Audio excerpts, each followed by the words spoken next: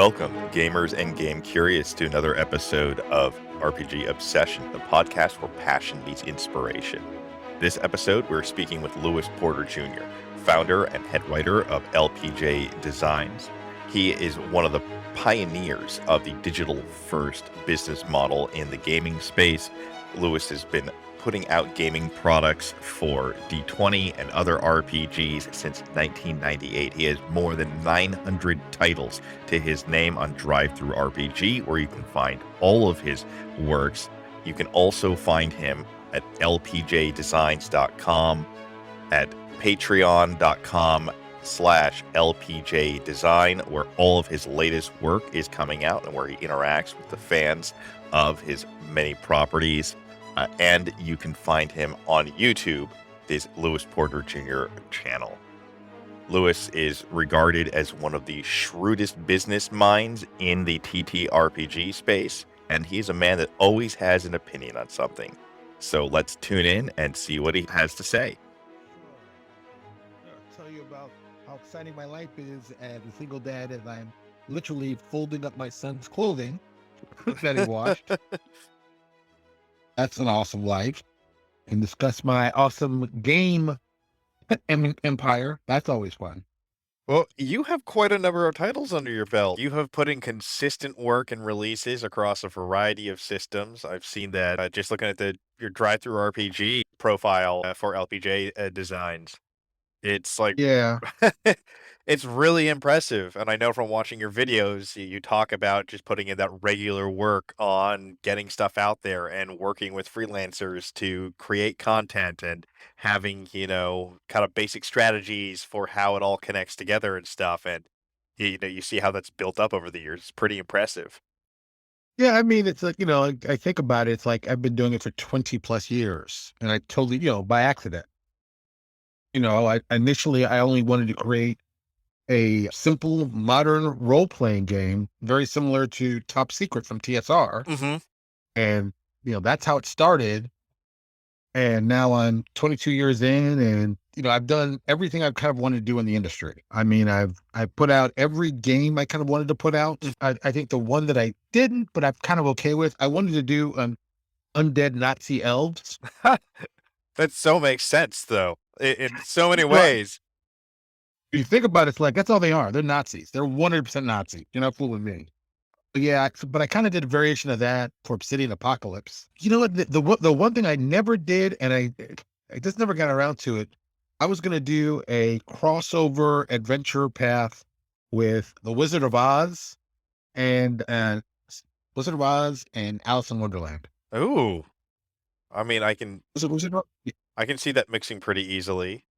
And Yeah, and we were going to call it the Looking Glass Wars. It was, it's a cool idea. We never really fleshed it out 100%, but it's like, that's the last thing I'll probably do as a publisher. Then I'll know it's all over. So I've done everything. I mean, so is that something that you have thought about for a long time, or is that like a more recent idea, the Looking Glass Wars? I'm just wondering if, like, by the time that finally happens, will there be something new on the horizon that's caught your interest that you want to release? I mean, I wanted to do that now, probably a decade, so I'm like that. It's like, it's, like that. I always wanted to do a Ravenloft Dark Sun book, and I did that. So I was like, okay, great, did that. I always wanted to do a modern gangster role-playing game. Okay, I did that. I wanted to do a fantasy setting that wasn't Tolkien at all. Mm-hmm. And it felt more like something that I'd be interested in, and that's how I made New Exodus. Mm-hmm. I always describe it, it's my love letter to Babylon 5, but for fantasy. Ooh. Oh, man. And I'm actually doing another Babylon 5 watch through right now, because Yeah, see, it's like, that's good stuff. That's just good stuff. yeah, so I'm really curious, like, you've been at this for a long time, more than 22 years, you said. How did this get started for you? Not just publishing and creating, but like, what was your first exposure to fantasy? And I should say, because I know it all kind of goes together. I mean, for me, I always, it's probably why I like sci-fi more than like fantasy. My first real experience will always be Star Wars. I saw it in 1977. I was living in Vienna, Virginia. I was 7, and not that I was still 6 years old. I wasn't even 7 years old. I saw that movie, and I went in, and I never came out None of that thing the same. That changed everything for me. I didn't get into role playing until like 70, I was 79 or 80. I had moved away from Dallas when I was really young to Connecticut, where I grew, basically where I grew up. And we went back for one Mhm. weekend for something. And I was hanging out with a friend of mine. And my friend of mine says, "Hey, I got this new game. You might want to check it out. It's called Dungeons and Dragons." And I'm like, "Oh, yeah. Some of the guys at school, they play it like at lunch, but I don't know what it's about." And we played one weekend and I love the idea and concept of it. And it worked well, and I was like, "Okay, cool," and I became a big D&D fan. Mhm. But it's funny, I then discovered Top Secret, Mm. and that's when I fell in love with gaming, was I love Top Secret. I'll always be a Top Secret fan. I like spies, I like that whole thing, that whole genre in itself, so I was like, that kinda got me hooked, and then later on, Marvel did the I mean, sorry, TSR did the greatest thing ever, they did a Marvel role-playing game. Mhm. I'm a big comic book geek and always have been, and when they did that, that kinda solidified my love of role-playing. Yeah, so which iteration of the TSR's Marvel role-playing game did you, play? The only one I consider that is good is the first is the basic and the advanced. The yellow box I thought was a brilliant thing, Mhm. and then with the Ultimate Powers book, which is still the best book ever created ever, that hooked me. That 100% hooked me. And, being a comic book fan, it made real sense. It made real simple sense. It played very well, and it was easy to understand. Everything was right about it. Mhm. And that got me into superheroes. And then I saw DC Comics did their version with Mayfair, which I wasn't a big fan of. Yeah. I thought the mechanic was a little too much, but I got it. But it's like, Marvel is so simple and easy. It's like you can play Marvel in 30 seconds. Yeah. That's something I think is And really valuable in Super's games because it's so easy for them to get caught up in the numbers. oh yeah. And so it just and from there I just kept going and kept going. And then I went out to college, did some gaming in Baltimore because of course when you're in Baltimore, we're right near Diamond. Well, at the time it was an Alliance. What was it called before? God, what was it called? Uh, The Arsenal. yeah, Arsenal? yeah. Armory. The Armory, Armory. Armory, yeah, yeah, yeah. Yeah. So I was like by the warehouse. So I used to go over there a lot and just buy stuff in the warehouse, which I thought was hilarious because, back then you could do that kind of stuff. You Mhm. can't do it anymore, but it's like, I got Yeah. involved with other people and just met people that way. And then I came back home to Connecticut and I got into a buddy of mine's game. He was doing he had his own system. He played some RPG and it was really cool and really a lot of fun. And I said, well, this thing seems easy. I mean, how difficult could it be to build an RPG campaign? That couldn't be that difficult. And out of that, I kept saying, well, I don't want to do fantasy. I want to do modern. Mhm. So what I started with, I basically revamped Top Secret with a little different rule set, mostly the same, but some subtle changes. And initially, we called it Point Blank, the action adventure role playing series. Hmm. And of course, I went to a convention. This tells you how early it was.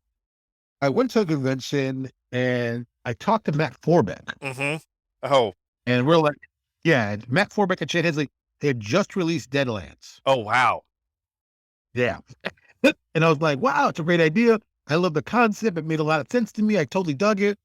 And they were just telling me about how to design games and what you should do. And Matt was really, I mean, Matt gave me a ton of great information. And it was just, we're talking, I'm 20, good Lord, 24, 25 ish, maybe at the time. Mhm. And I'm just like, wow, this is amazing. And just getting tons of information. And then I just brought it home. And then and I was living in Baltimore and I changed the name of the game from Point Blank to Haven City of Violence. Mm. Yeah. And it took forever to really get that name because I kept thinking like, oh, what I'm gonna call it a city. What do city want to call it? And Mhm. I kept going back and forth and back and forth. And it just, I mean, it stuck in my head for a long time. And we finally got Haven. And then I kept saying, oh, what do you want to call it? Just Haven? You can't just call it Haven. And then City of Violence came from the basic concept of like, well, what's the game about? Well, the game's about this city and it's pretty violent. Oh, okay, great. City of Violence. Mhm. The end. Well, that conjures, at least for me, conjures images from, the movie City of God. I don't know if you ever saw it, the Brazilian Yeah. film. Oh, yeah. Yeah. And yeah, and that was the aura that of violence of how, like, no matter what scene was happening, happy, sad, like, intimate, whatever, that at any moment it could just break into horrific violence. Yeah. And and at that period, I was a huge, well, still am, a huge John Woo fan. Mm. And this was when John Woo was just getting really popular in the US, and a lot of guys I had a bunch of buddies work for video stores. So they'd always get these really at the point at the time was like Hong Kong films you never saw in the US. And I Yeah. was like, what is this? Crazy. Like, oh, what is this? This is crazy. So I've gotten this whole big I guess I call it my 90s phase of independent film, or even up for a little bit, I thought maybe I'll do my own film. But I saw El Mariachi, and I was like, this dude did this for 7 grand. I could do this for 7 grand. It was a good movie. I Oh, was yeah. kind of impressed by it. And, it never, that never worked out. And I just got into gaming even more so and more so. And I guess the weird thing happened is like in the 2000s, we had the big PDF revolution, and I kind of got in at the beginning of that. Mhm. And I'd been selling for probably a year before RPG Now was even up. Oh, yeah. I remember And some of your early stuff when Paizo still had Pathfinder in beta. yeah, and it was crazy back then. Because I mean, it was really the Wild West. I mean, it was like there really was nobody out there like me, Mhm. Bill Reed, and Garrus Skark are probably the only 3 guys really doing stuff and really being those first guys doing PDFs. Mhm. And like when when 3.0 came out, there's a big push for stuff online. And eventually stuff started coming. And then when 3.5 came out is when it got a little more organized. And I remember one of the first products we put out, the first product we put out was a map setting. This modern day maps. And it's like 20 maps for a modern setting. And the maps were not that good. And we sold them for $4.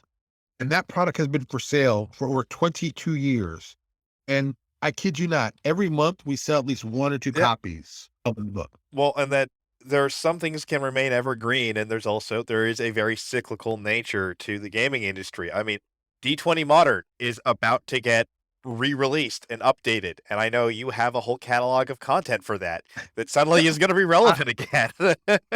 I'll just say that when I heard that, I'm like, do I want to do it again? They're like, well, it's already really done. So I feel like, why not?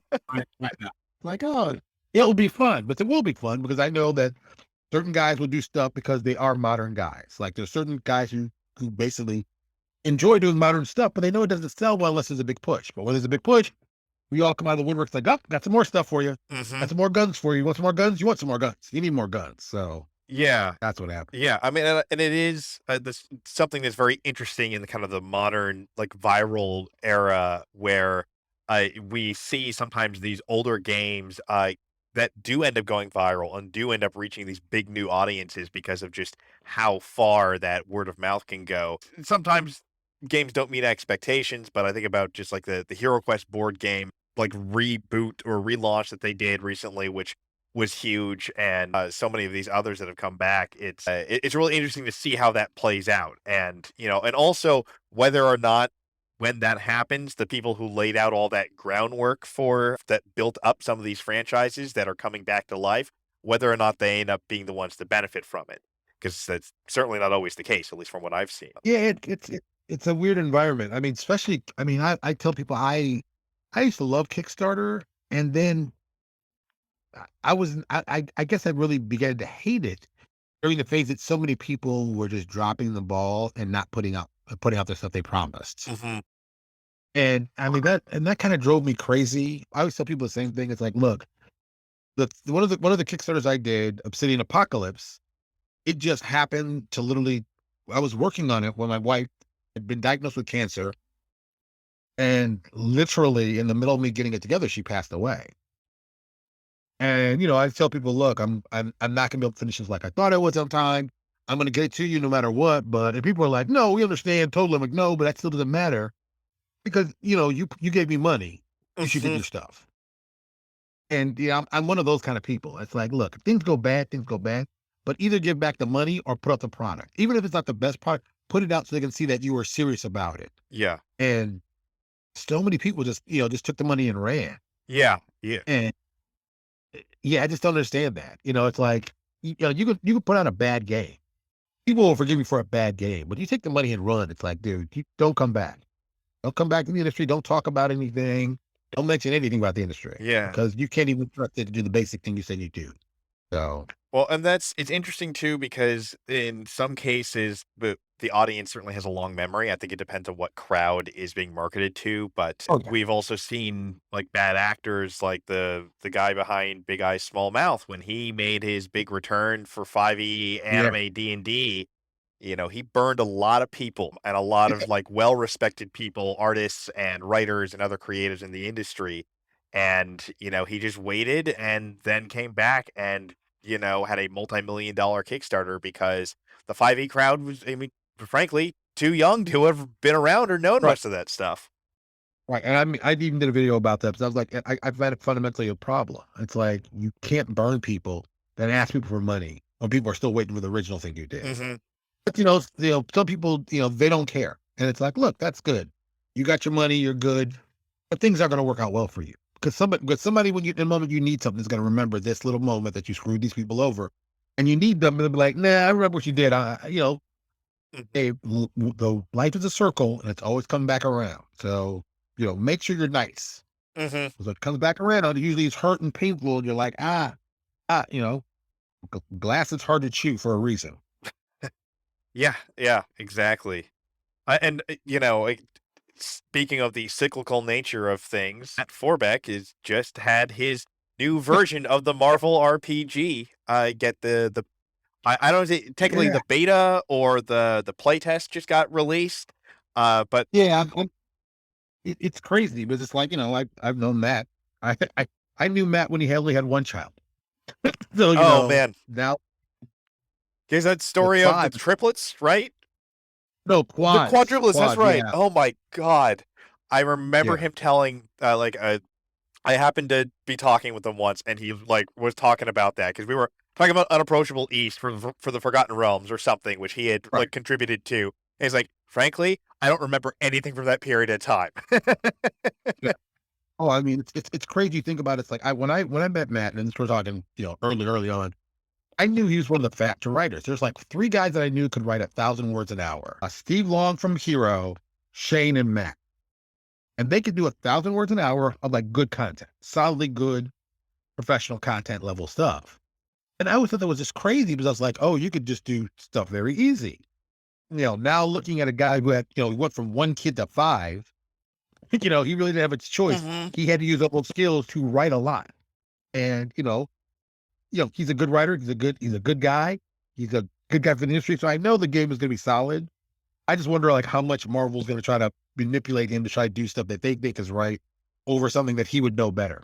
Yeah, I have concerns about some of the mechanical foundations of the game from what I've seen so Yeah. far, and also even more so it's the way it seems to approach the genre. I felt very cold and not, Yeah. yeah, but it's not done, but it's still I have concerns. Yeah. It's one of those things that I'm always going to have a love for what TSR did with Marvel back in the original because it's such a simple system and it's so like, oh, it's very comic bookish. Mhm. I mean, Hero is impressive because you can do anything. You really can create everything. But, it does help out to know your math very well. Yeah. And, starting a character off, but let's be honest, we're all playing variations of characters we already know. Mhm. And it's nice that Marvel already has the characters done for you, saying, here you go. Here's a character, Captain America, always my favorite. Yeah. In the game, Cap is a tough character to like. But its stats are so relatively low considered, Spider-Man and stuff like that. Mhm. A little more of the flashy abilities, but he is a cool character. Yeah. It's just it's how you play the game. And and I always go back when they introduced the Ultimate Powers book, that changed it totally for me. But there's one power in there that I use consistently all the time. It is my favorite power. It's called catalyst control. Controls chemical reactions. Oh, wow. And yeah, I'm an old Legion of Superheroes fan. So Chemical King, one of my favorite characters, had that power. It's a really rare ability. Mhm. But if you know some basic science, you can do horrible things to people with that. Mhm. It's one of the things I love about RPGs is the way that you can be like creative with the application of your real world knowledge and find ways to create these kind of fantastical effects or outcomes with it. Yeah.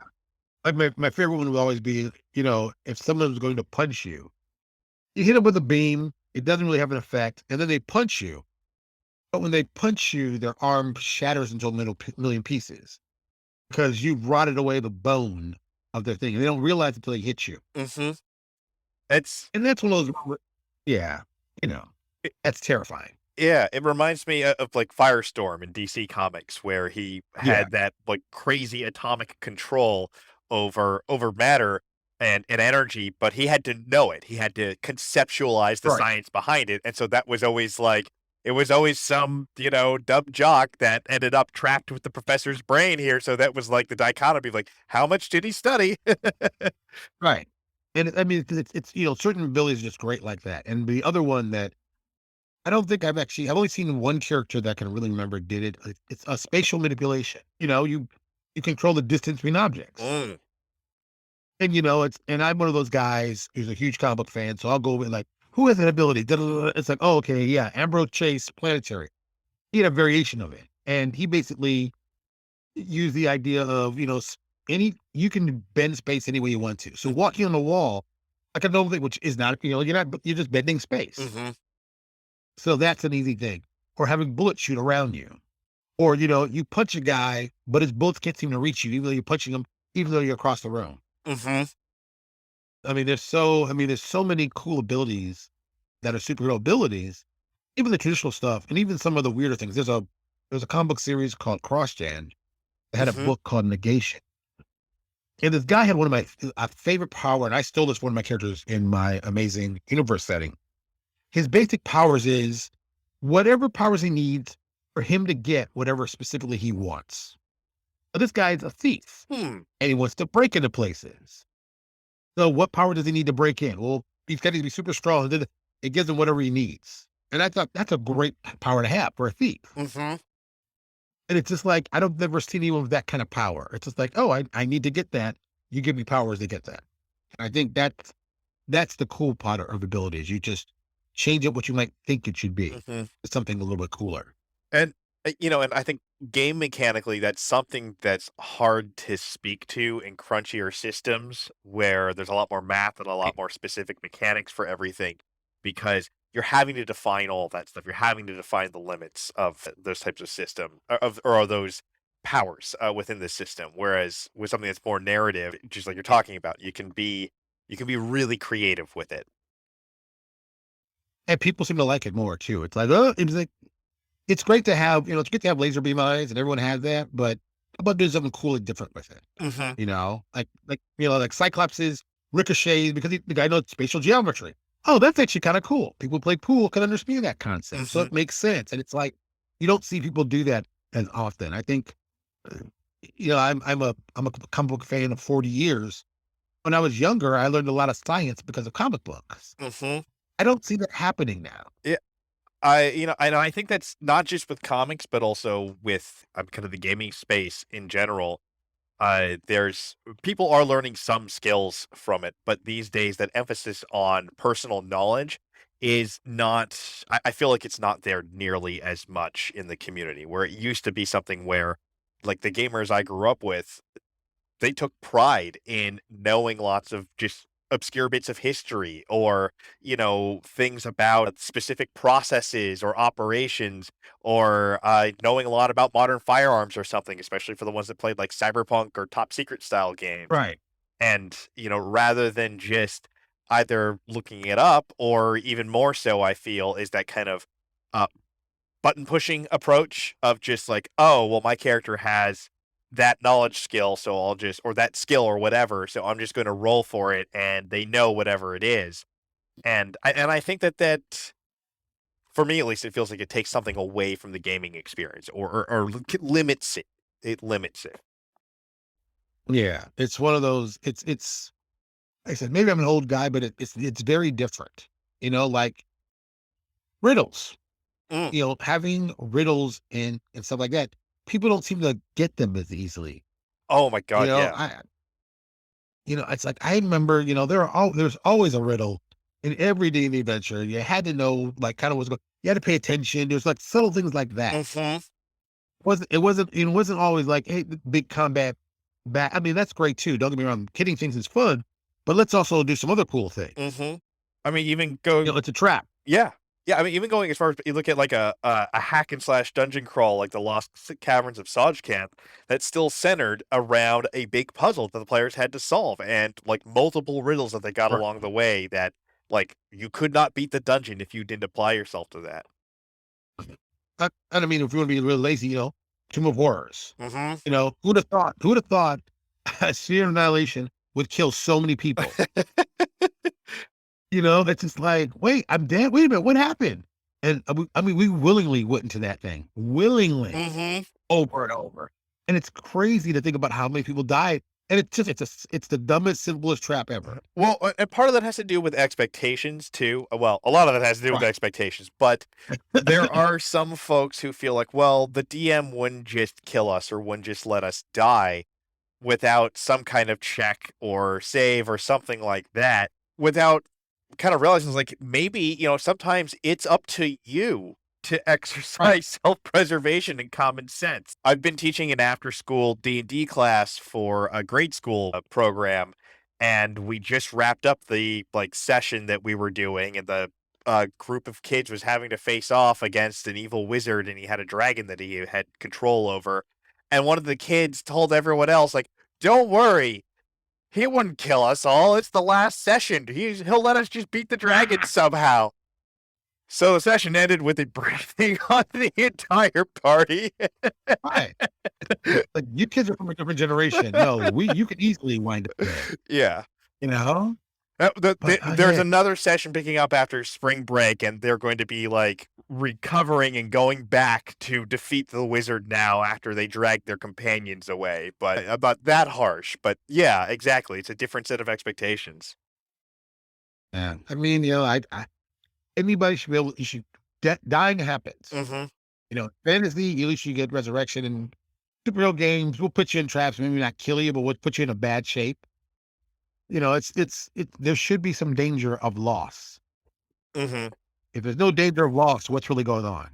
Yeah, well, and I think that's part of the tension, the added tension that you can get in like modern style games, whether you're talking like D20 Modern or Top Secret or Alternity, which is one of my absolute favorites from TSR. The death is much more real because it's one of the few genres where there aren't really those options to bring you back if things go really Right. wrong. And they always do. Hmm. And we They also always. Yeah, we also have that knowledge of those settings too. Like we know much more intimately like how the world works than I think most of us do when it comes to like fantasy settings or even like superhero settings to a degree, because it's hard to put yourself in the mindset of a super being. Right.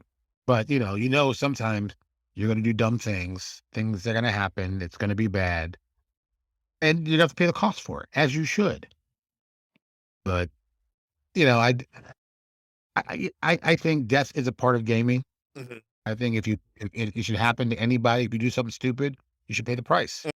So have you ever thought about putting out your own like your own completely independent system? Because you've put out a lot of products that are riffing off of or building off of like licenses from or open game systems and other systems out there. Oh yeah, well, I found that the hard way.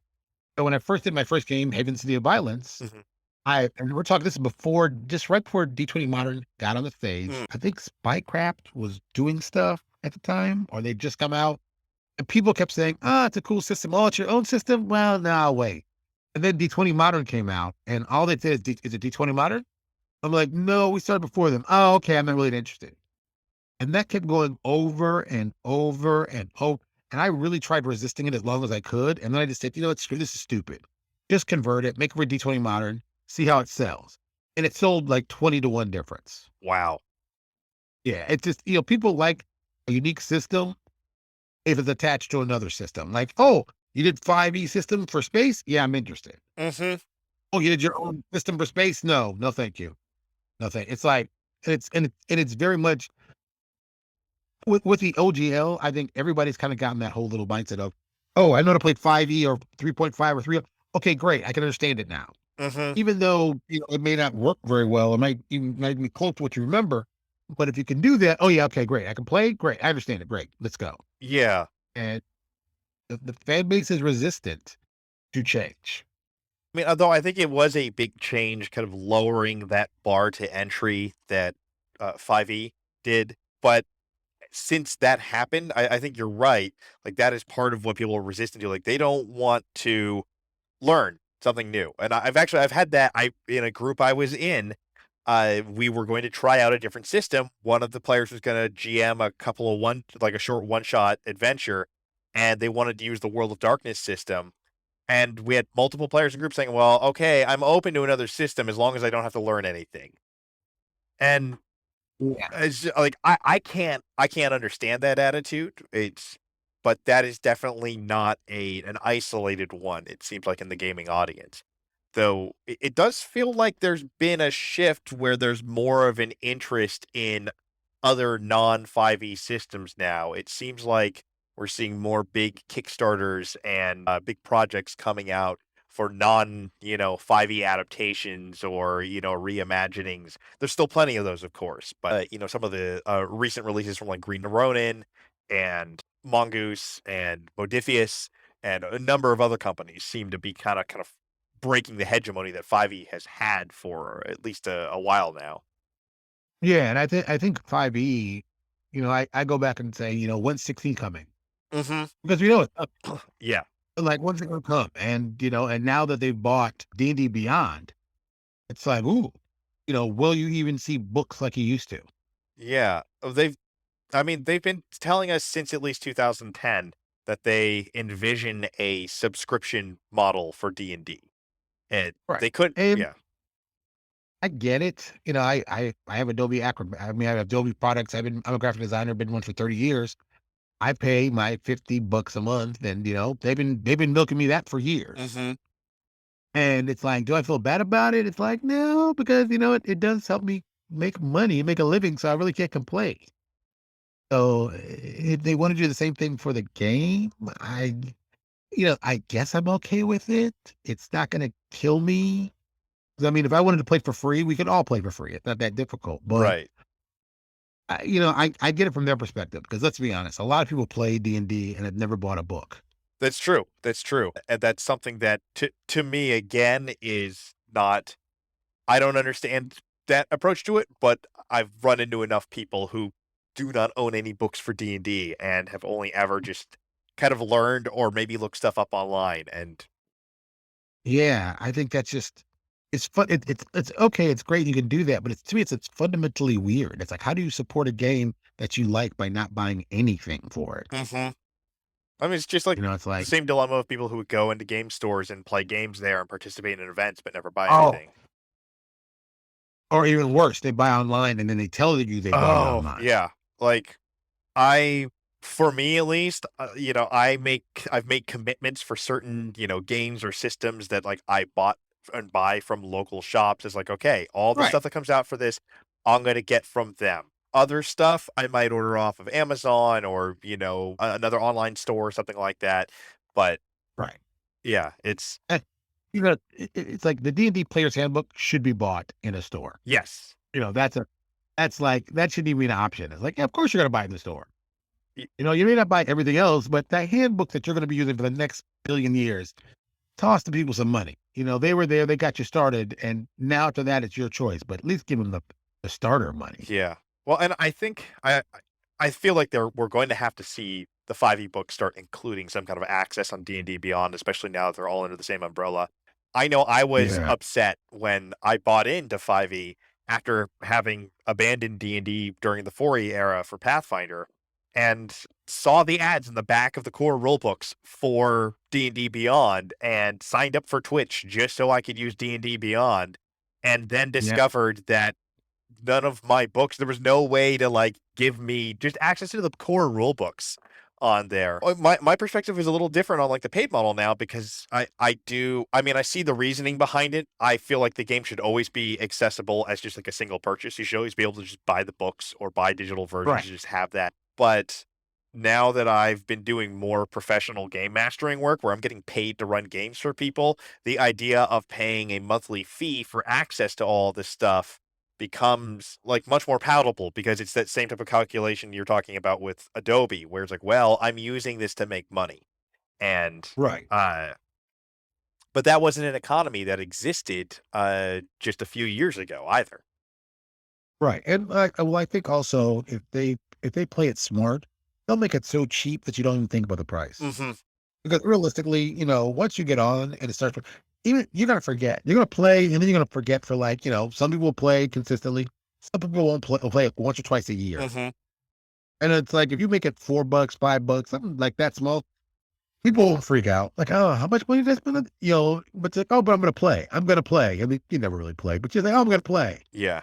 If they do it that way, they should have a great. They should have a great thing. I mean, like Marvel Comics, it drives me crazy. It's like you can use our service for $10 a month. And I'm like, you know what? Even at $10 a month, I'm not happy with that. Mm. If it was $5, I'd be like, boom, you'd have my money. I wouldn't think hard about it. Hmm. I bought Disney Plus because I wanted to see Falcon and the Winter Soldier, Yeah. and I've stayed for just about everything else. Yeah. Yeah. Exactly. You just gotta, there's that sweet spot where you can get people in. I mean, I got a lot of streaming services before I even contemplated looking at HBO because for so long they were $25+ a month. And it's like, why would I? Right.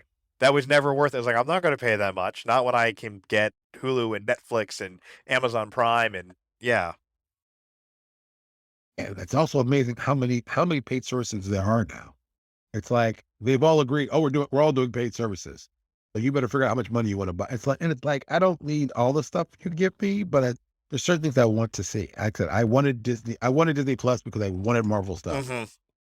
I'm a comic book fan, it makes sense. And have I been happy with every show that they've done? Of course not. But am I happy to see shows coming out? Yes. I love this. I think this is very cool. I wouldn't have thought like this something, would ever really happen. Hmm. Oh, yeah. Growing up in the 80s. Now this is like, oh, come on. There'll never be an Iron Man film, let alone one that's good that people want to watch. Right. And that, And and and now you see it now. It's like Iron Man's one of the most popular heroes ever. And it's like, that doesn't make any sense to me. it's a dynasty. Yeah. It's crazy seeing where fandom and where is like comics and RPGs have gone just in the past few decades when you can very easily remember when it was like in Stranger Things or ET. Right. It's nerdy kids in the basement or whatever. Right. And it's become more than mainstream. Because yeah, it's mainstream, but it's become excessively positive mainstream.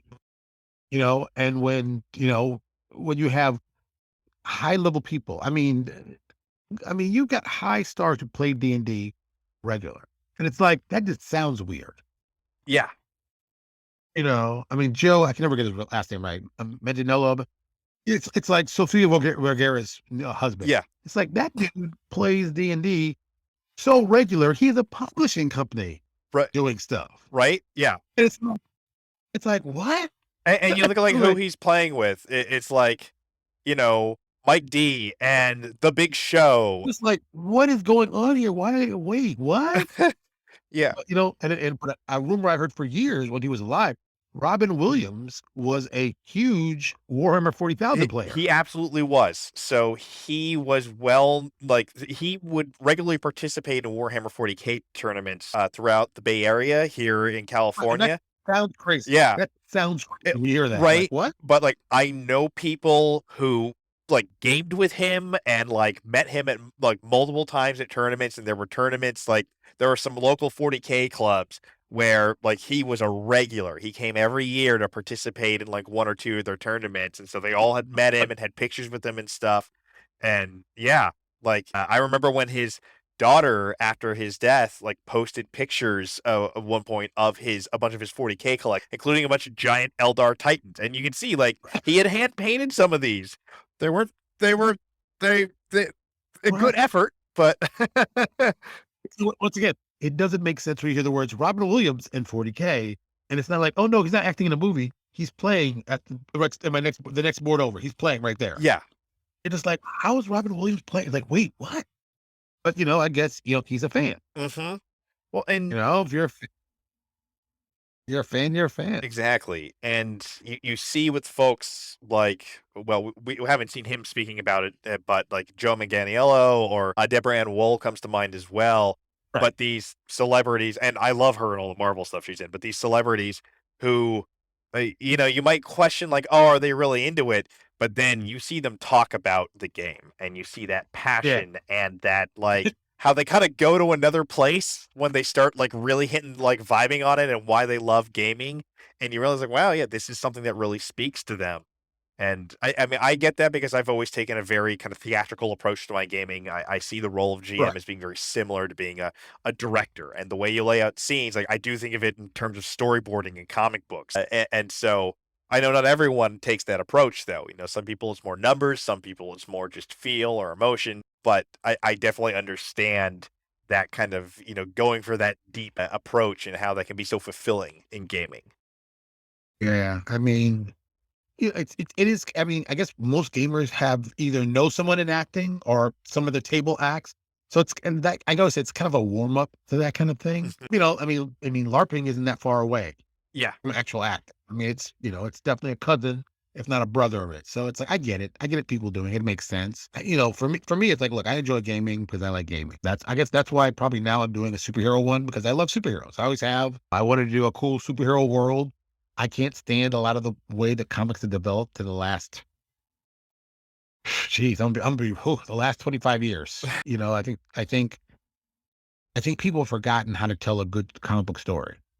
I can mostly agree with that. Like I have a lot of there have been things I have liked that have come out in that time frame, but Right. it's not all trends. Like I have very strong opinions about DC and Jeff Jones's leadership there, but Look, I said I'm a fan of his. I always will be.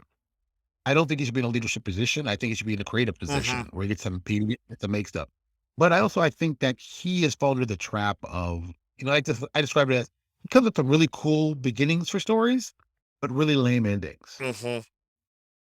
And I said, no matter what, his first Splash one was amazing.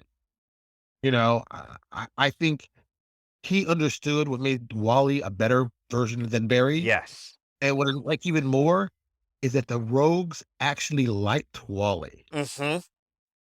It's like Barry was an actual enemy to them, but it's like Wally was like, "Oh, look at the kid. Yeah. Oh, look at you. Oh, look at you, kid. You're moving Like up. All right, you're getting better." yeah, it was almost like a sense of investment because they had seen him grow into the superhero that he was. Like Right, I helped him become the strapping hero that he is now by right. being his foe. Yeah, and it's like, I don't think Wally had the same arrogance that Barry had. Uh-huh. And it's like, and I think that's probably why I like Nightwing more than like Batman. Yes. You know, it's like Nightwing is a cool character. I always said Nightwing and Daredevil are basically the same character. Yeah. Yeah. Eh, And I always said I would love to see them in a team book together. mm, Because it's just, I mean, because it's like Batman's insane. I mean, he's got every gadget and his superpowers. I'm rich, but at least Dick is like, you don't have to be an ass about everything. You can be friendly to people. You don't have to, it's like, why Dick isn't like Bruce is good. yeah. Well, I mean, I remember there's a whole era at DC where like Batman in his own comics just kind of sucked, but Right. he was great in everyone else's comic. Like the Bat family of comics were all great, and that's when Oh, you yeah. had guys like the Nightwing's runs, and when like Gail Simone was doing Birds of Prey, and then you've got Ennis and Morrison doing the JLA, and where Batman is amazing as a character in those. But It's tough but Batman suffers from the same problem Cap does, mhm, but at least they're smart enough with Cap. It's like, look, he's got some powers. He got some legit powers. Batman has no legit powers. mhm. And it's just, I'm always like, oh, dude, come on. You're jumping in the back of guys like Mongo, who if they shrug could rip your arm off by accident. Come on, what are you doing? Come on. And like the only place I think Batman works effectively well is in the cartoon series. Yes, yeah, It's like they understand it's like this, and it works perfectly for that. But in his regular book, it's like your criminals don't make any sense. You've been facing these guys over and over. You toss them in Arkham, they get out. It's like, come on, dude. You got to kill some of these people just on just by accident. right, And the Joker alone right, yeah. has earned. There's no argument for leaving the Joker alive in the comic Right. universe. There's just yeah. And but I think that that does speak to something. Like I think most comics fans, to some degree, create their own. I think of like the Princess Bride Good Parts version, we all kind of have Yeah. that of the like mythos or canon of the different like franchises and the comic companies out there. This whole era is that I don't consider for some of them. Well, I just wish you were brave enough to say, you know what, we're gonna kill off this character. And Mhm. it's like, yes, killing off Bruce Wayne would be horrible, but you can have another Batman. Yeah. It's like, I think Green Lantern proved that better than anything. Hmm. And I like Hal. I've always liked Hal. I think John Stewart's okay. I get the need for him. I understand what the reason is. Okay. I've never been a fan of Guy, never been a big fan of Kyle. I know the reason for it, but it's okay to kill characters and move new Right. characters in their position. Yeah. I did not like Hal's return, and I was not a Ah, fan of them completely retconning his like fall because it took something that was, I think, deeply meaningful and a really seminal event in comics history, having a such a big name character like that, like truly just fall and have real consequences for it. And then, of course, they just erased it all. and it's like I even like the idea of him becoming the Spectre. Mm, It's like that makes a little bit of sense. mhm. That's kind of cool. I can, I and look, we all like Hal. Don't get me wrong, and it's like eh, I think having Hal get small and letting Kyle come up and letting everybody else become a more powerful Green Lantern was good, but you could have just kept him dead. I mean, Barry and Hal could have easily stayed dead. Mhm. Yeah. I would be crazy. Oliver Queen, as could have stayed dead. Mhm. And it's like it wouldn't have affected anything. Yeah. This next generation of characters, these new guys, they're the new versions of them. Okay. And eventually you're gonna have Batman pass away. But Batman Beyond proved that was okay. Yeah.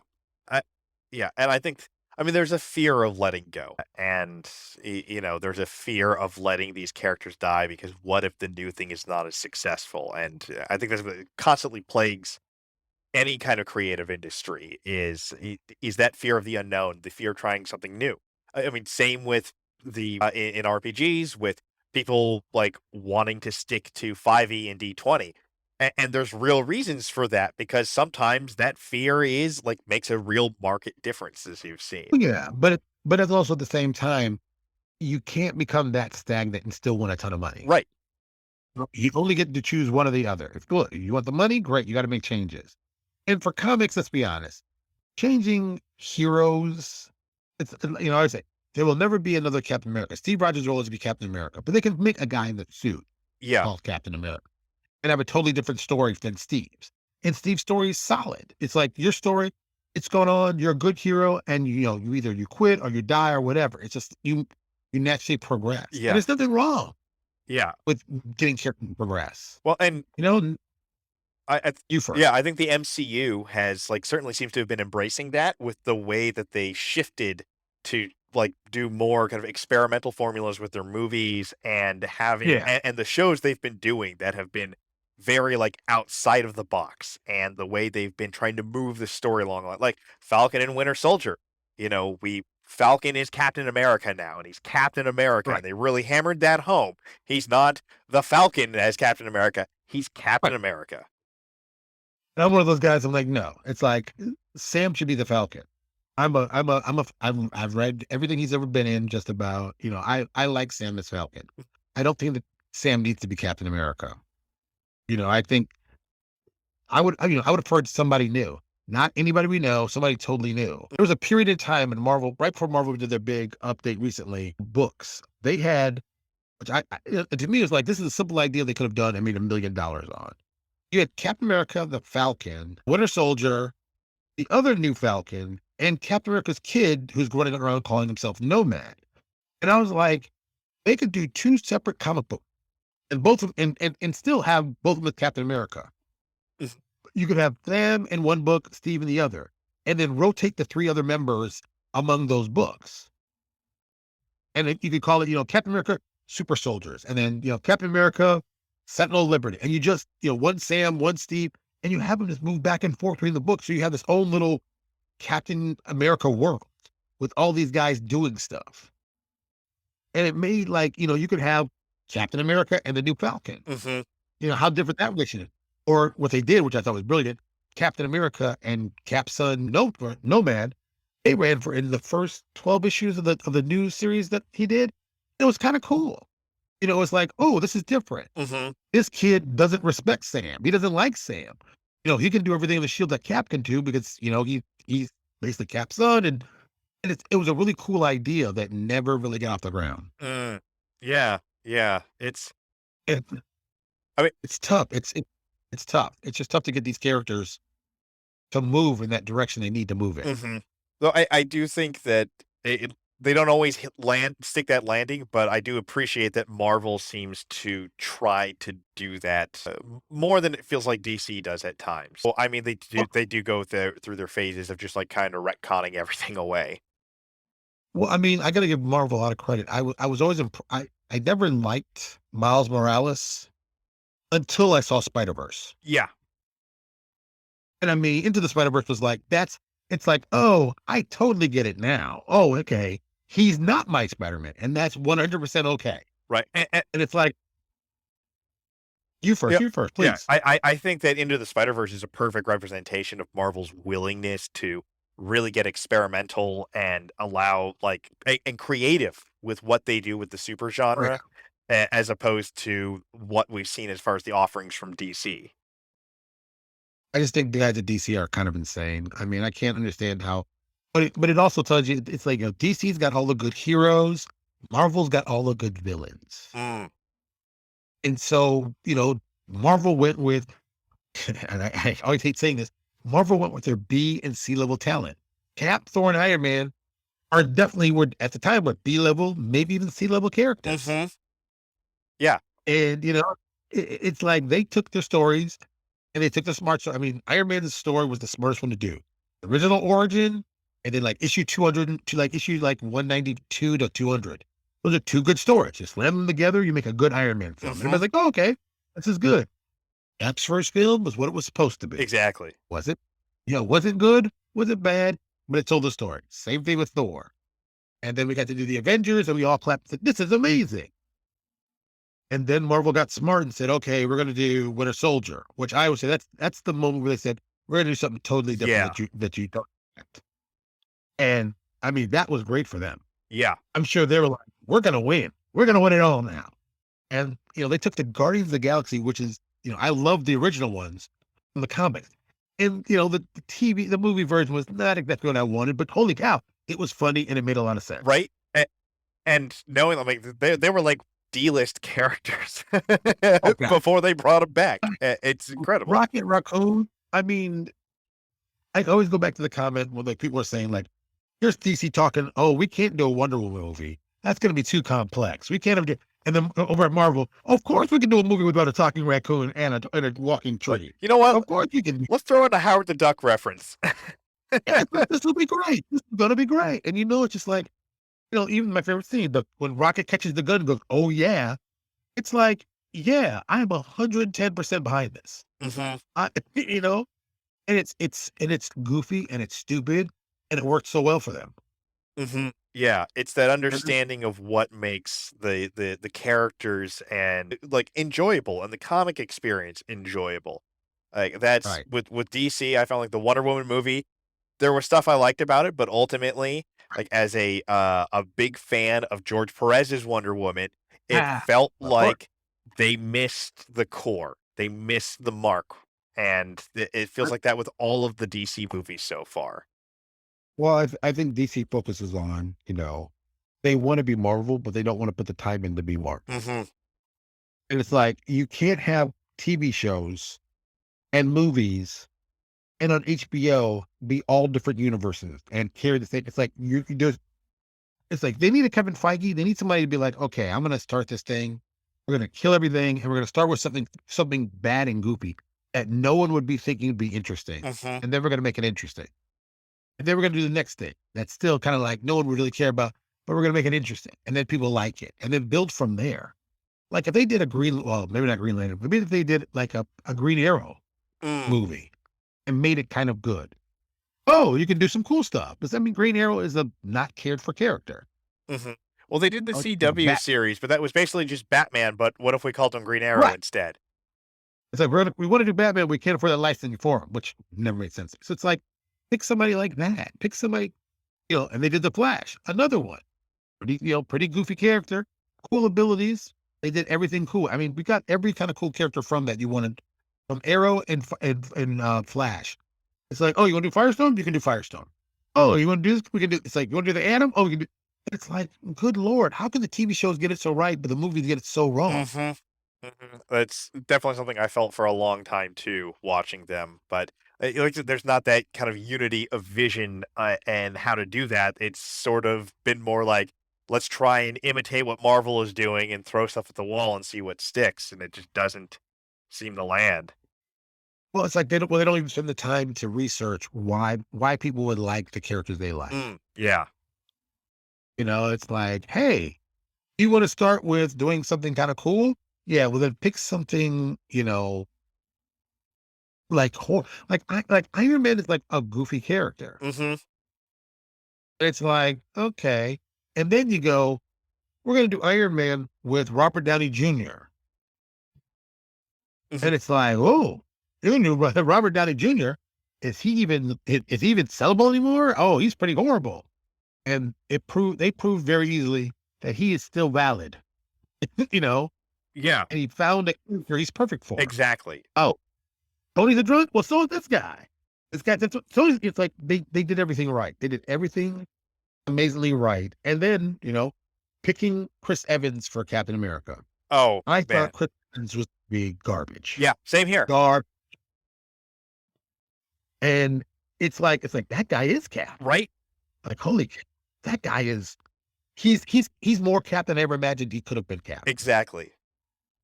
Uh, And I don't know how they did it. I don't know how they did it, but he's amazing. And then of course the other one for Thor, another one, it's like good. He's like, you guys have picked pretty well. I mean, they've made some mistakes.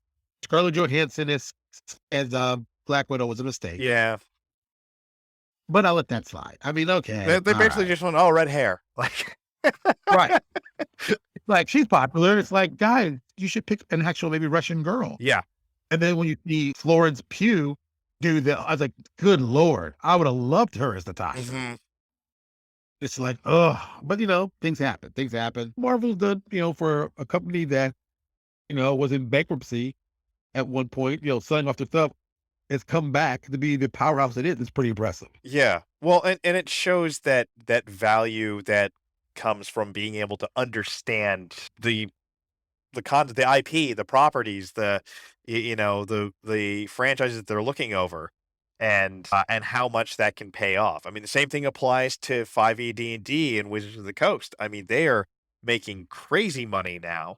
Was it like 540 Well, something million like operating profits last that year? doesn't that makes no sense. That makes no sense to me in my head. Because I'm always like, it's like, okay, I know how much money I bring in. It ain't poor money, but it ain't R- 500 billion. right? Like, $1 billion like off of D&D and you're like, Magic the Gathering?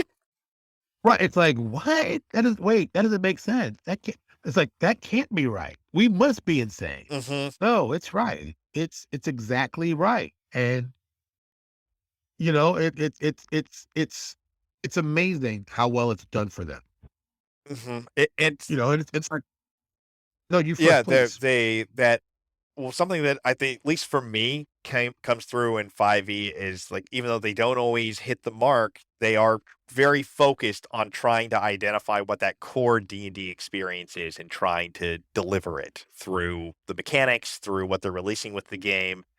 Everything that they put out feels very curated for the most part. I don't think again, they haven't always stuck the landing, but I Right. yeah, it's still done incredibly well, obviously.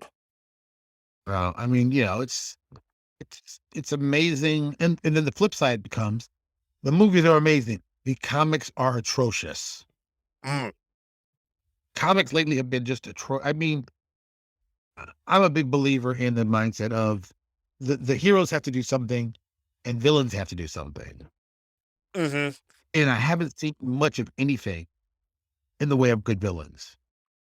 You've had heroes fighting heroes who last like a bunch of time. It's like, why? Why?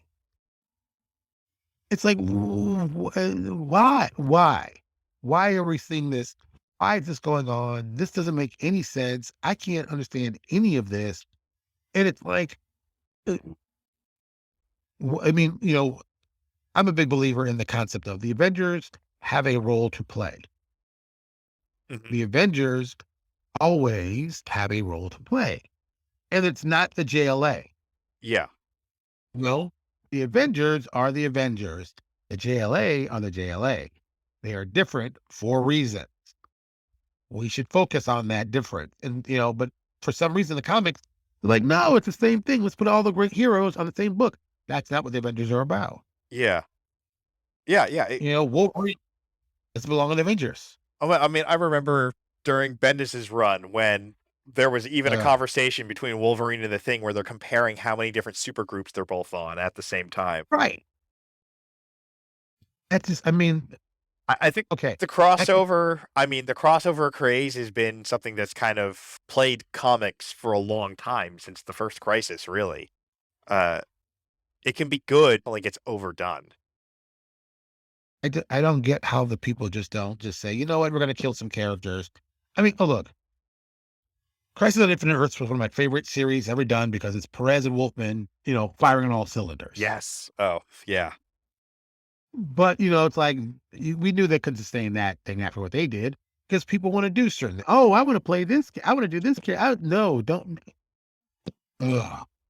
And then it's like, well, if we don't do Superman, if we don't do Superboy, we have probably just superheroes. And it's like, oh my God, do the easiest fix to Legion of Superheroes. They fell in love with Superman instead of Superboy. Boom, done. Let's keep it moving.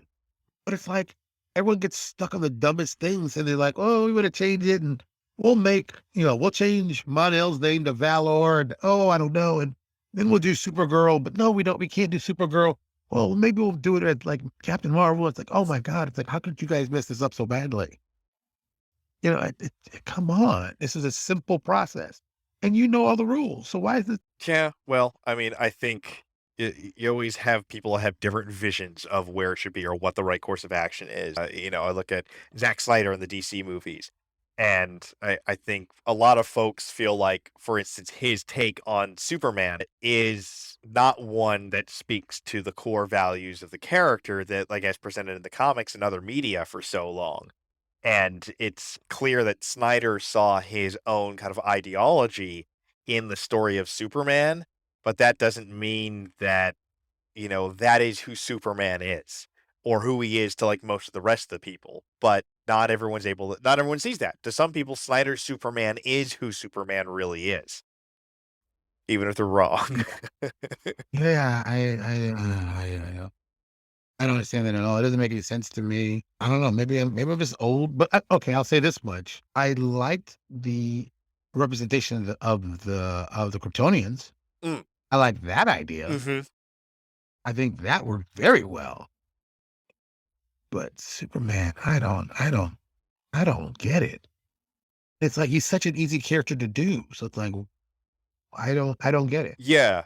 Yeah, it's pretty easy to get the core Superman stuff down, and having his lesson that he has to learn be to, like, sometimes you have to let people die for your own self-interest, which his father literally dies for in the movies. Like, "No, no, don't save me because it might reveal your identity." Like, it is just doesn't feel like the Superman that the rest of us knew. But Yeah, some people, that's what they see in it. Just like, for some people when playing RPGs and games, all they saw was a venue to go and kill a bunch of stuff or whatever the case may be, or live out their acting fantasies that they never got to fulfill back in high school drama class. it's. But those are the same people that said Captain America was boring. Mhm. Mhm. And it's like, oh, he's really not boring. He just didn't understand exactly what he was about. Mhm. Yeah. I think once you get the right people in the right place doing the right thing, you get to see awesome, awesome, awesome things. Yeah, because they're able to see what is great about those characters and then are able to highlight it in a way that, like, everyone else can appreciate and be like, "Oh, I get it now," Yeah. like Robert Downey Jr. as Iron Man. Well, one of my favorite moments will always be, the joke in Ultron 2 with the hammer. Mhm. And I read Cap consistently for 3 decades, and I knew Cap could already lift the hammer, so it wasn't a big deal. But I like how they do the little shake of it where you think he moved it, Uh-huh. and I thought that was brilliant. Uh-huh. And the moment where he actually lifts it, if you weren't a fan, you didn't know that was coming. I mean, if you didn't know he could do that, Right. but of course you could do that. But it was like a perfect moment because everybody's like, "Oh, man," and it's just like, Uh-huh. You they literally have got it. It's like, Thor saying, "I knew it." or, a great little moment because it's like, I Yeah, knew it. Chris Hemsworth as Thor, that's another piece of just brilliant, brilliant casting. Like, he You know, changed the character in a good way.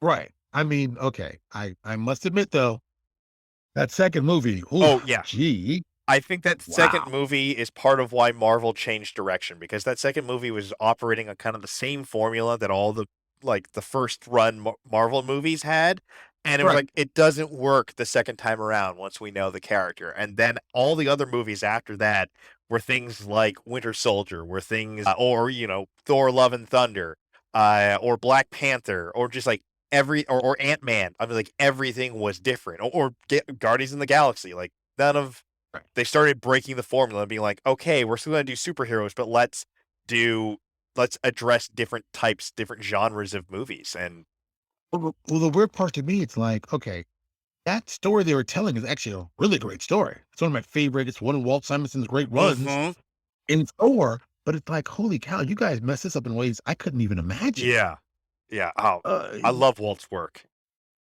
yeah, it's like, how did you? Okay, look, you couldn't do Beta Ray Bill. I get you.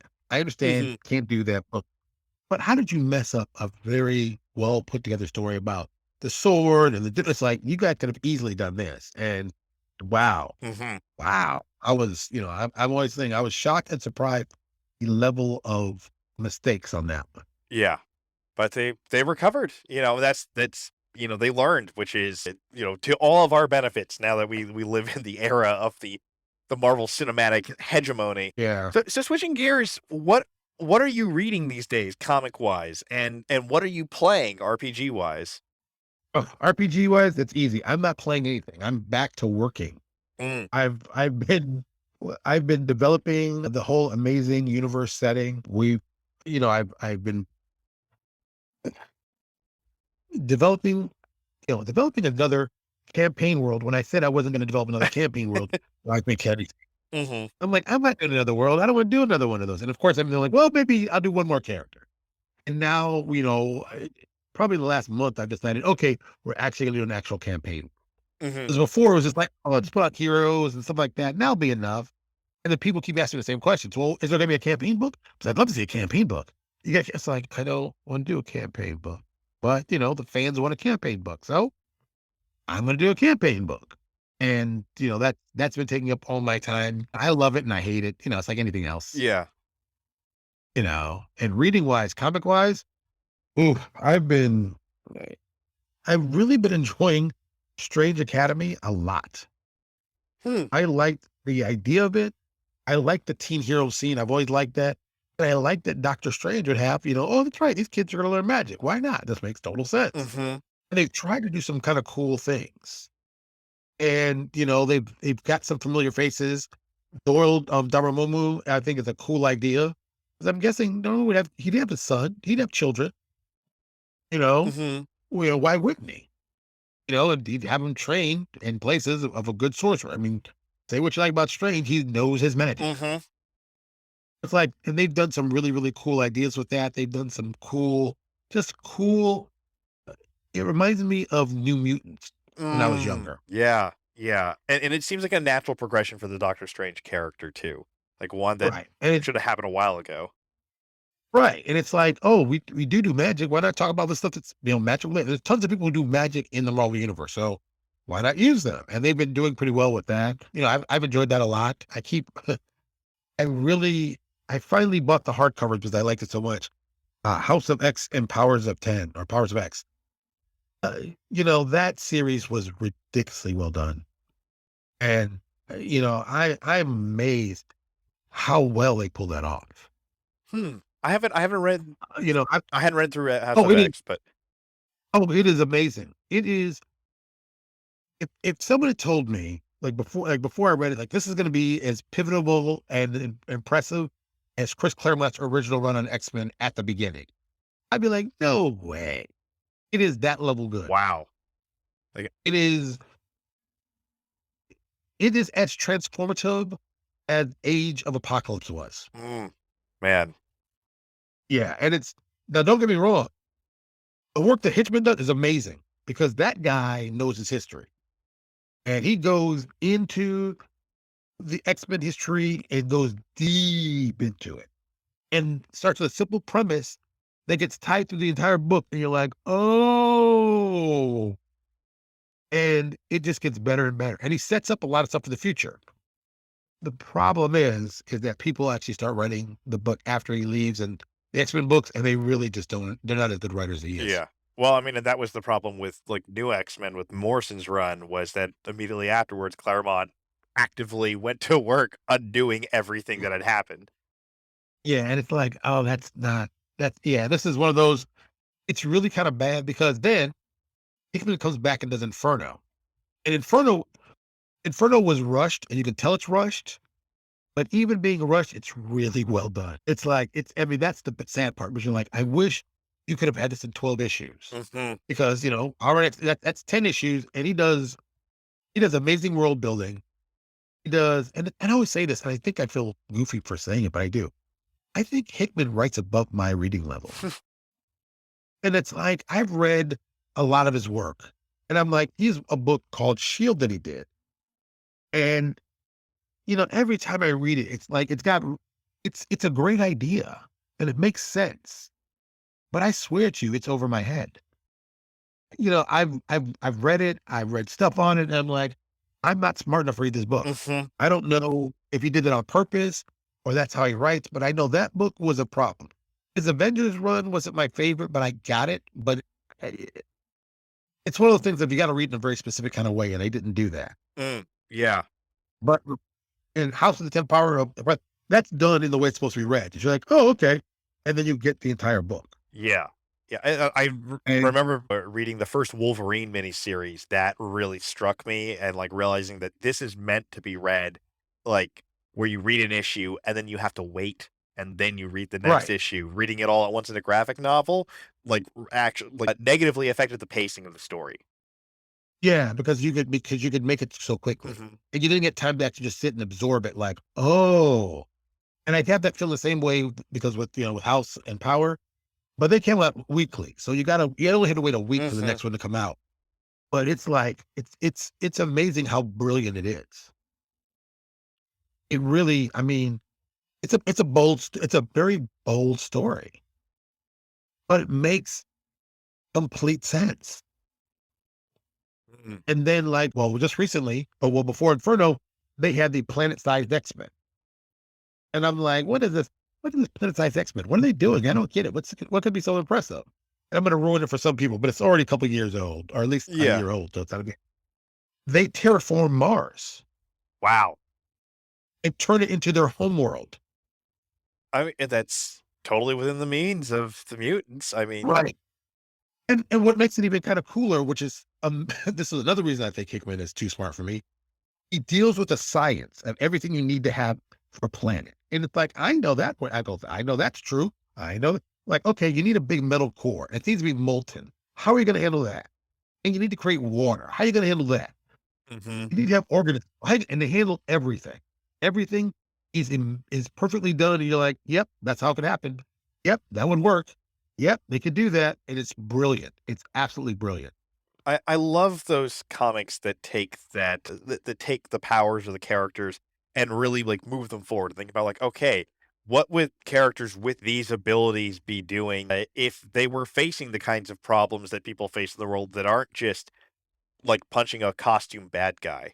I always Right. remember for like so I loved a lot of Grant Morrison's work, and that was something that always struck me about a lot of his was that he would think about those things. And so you'd see Superman working in the Fortress of Solitude on trying to figure out a cure for cancer. You know, I would it's for me, it's always like Storm. Storm has amazing Hmm. abilities.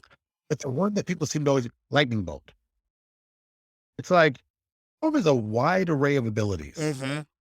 She with weather yeah, control. she can affect the global economy. She can make or Right, great right, break an entire country. right. It's like, why is lightning bolt the first and only thing people go for? And I always go back to like, why don't people who seem to write comic books now, never read science books to get them to understand why the characters do what they do. Mhm. And that was Or by you first. oh, it was like that was always something that was very clear in, like, the early comics, when they were churning out a lot of these heroes and villains, was a lot of it was very Right, obvious, like, "Oh, look what they just learned this week," you know? right. And it's like, okay, but it's like then I go back to like Valiant Comics. Valiant, the first run they had, they did a lot of science in their stuff. Mhm. Like Solar, there's so much science in Solar. I was always impressed how well it was done. Mm. And then when it got past issue 25, and most of them they dropped that stuff and they just told like okay stories. And it's like, if you got a character who can pull, electrons off of atoms, there's effects that happens in the real world. So it's like you should know what you're doing. It's the lack of science knowledge and even talking to people who understand science in comics is ridiculous. Yeah. And I just seeing a lot of these writers to get gigs because they fit a profile. I mean, it's like, look, I don't care, gay, straight, what it doesn't matter to me. Tell a good story. That's all I care about. But don't put it on like, oh, no one didn't like my character because my character was gay, straight. No, you didn't tell a good story. Right.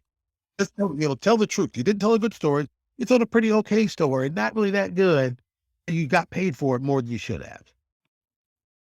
And there's certain writers that get they get tied into this whole thing.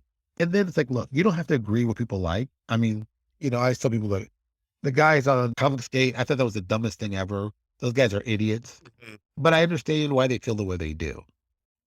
It's like, changing characters just to change them is not worth it. We're gonna make a female Thor, we're gonna call her Thor. Well, Thor's his actual name. That's not like a superhero name, that's his name. It's like I get what you want to do, but that's not how you do it. You want to make a black Captain America. Okay, great. You want to make it the Falcon? Well, that's not how you do it either. It's like there used to be a time, I'll describe it like this. When Rhodey became Iron Man, he'd been in the book for 6 years as the sidekick buddy. Mhm. And then he moved up to be Iron Man. And no one freaked out because of that. Because they knew Rhodey was a cool character because they read him for the last 6 years. And it made a lot of sense to have Rhodey become Iron Man. Mhm. But they don't do that. They're like, oh, we need somebody quick, stuff him in there. Get a steal. Well Aim to disposable. It's like, what are you doing? well, I think that gets back to that fear that, people, especially those that control the purse strings behind a lot of these ventures, have about change and how, the audience might not be able to embrace that. They want to go with the safe option, and so even when they're trying to change things up, well, it's like, "Oh, it's safer to use a character that we know people already like or already know and just, like, make them this new one now," rather than, like you said, putting in that work, developing the character, executing that plan, doing it over a long term. If I would tell anyone, the smartest thing, look at Ahsoka from Clone Wars. People hated that character when she Mhm. first came out. But over time, you really liked her. And then with this last season they did, and that last, her little arc Uh-huh. started off like, whatever, okay. And then we got to see that whole I don't even know what to call it. A brilliant moment in actual Star Wars cinema. Yeah. It's like, oh, you saw what happened to somebody who survived Order 66 Yeah. and how they barely survived it. And it was, I mean, and that you cannot tell me you're not a fan of Star Wars and you didn't like that. There is no way in the world you could tell me that. Oh, yeah. I mean, Absolutely you know, incredible. right. And that character developed over time. Mhm. And what we get, a great character that people love because once in a while, you got to develop people. No one starts. Wolverine wasn't exciting the first time you saw him. Right. He You know, he was kinda weird. right? It's like and we're talking Wolverine, one of the most popular characters probably in comic book history. Mhm. But it took time. Just spend some time developing it. Your fan base will appreciate it. And generally, if it's a character they don't like, that's even a better place to start from. Mhm. Because turning a character you don't like into a character you like takes good time. And if you do it really well, people will love you for it. Yeah, but, I mean, I think we've as we've seen, like, attention spans and that willingness to kind of invest that time shrinks Well, as I time has mean, gone on. well, people say that, and I go, well, look what Marvel did. Right. See, they ignored that. So you tell me who's the right one? You who thinks you can microwave a hero to be awesome, or the guys who made Jesus $5 billion, Right. Or you know, 20 some odd movies. yeah, or even Oh, looking at D&D and 5e, like, where that came from, like, it was not an overnight success.